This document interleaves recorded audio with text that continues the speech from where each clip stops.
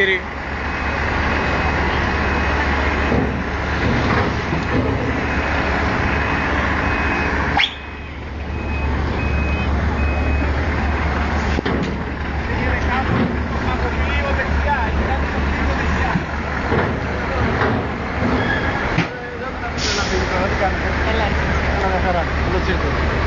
Δεν τον αφήσω να φύγει τώρα. Γιατί θα φύγουν όλα τα αυτοκίνητα, θα φύγει το καράβι και μετά θα φύγει.